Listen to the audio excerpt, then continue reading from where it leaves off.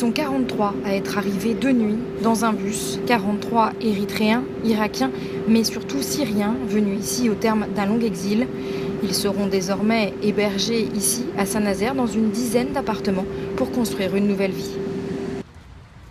Et ce sont des hommes, des femmes, des familles, vous l'avez vu, 19 enfants. Donc beaucoup de familles venues de Syrie, d'Irak, d'Érythrée, qui ont fui des persécutions,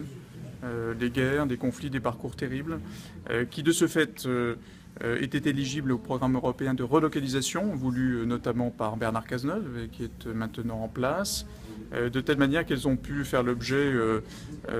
d'un accueil en Grèce et en Italie, d'une instruction par l'OFPRA et par les équipes du ministère de l'Intérieur pour vérifier que, pendant toutes les précautions nécessaires du point de vue de leur profil, et elles sont aujourd'hui, comme vous l'avez vu, accueillies par les services du ministère de l'Intérieur, le maire de Saint-Nazaire, ici dans cette ville, avec l'association qui va pouvoir les prendre en charge maintenant.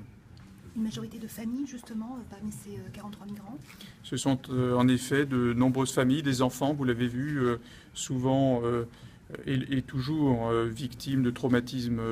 lourds du point de vue psychologique, du point de vue aussi physique, des problèmes de santé importants liés à leur parcours.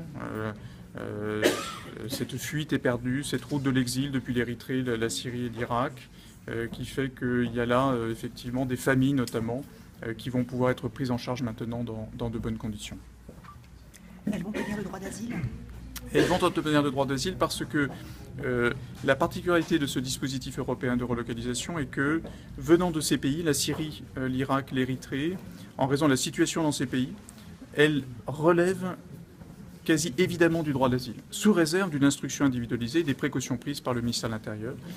si bien qu'elles vont effectivement, celles qui sont là, vont pouvoir très rapidement, dans les semaines qui viennent, bénéficier du statut de réfugié et vivre une vie aussi normale que possible au vu de ce qu'elles ont vécu.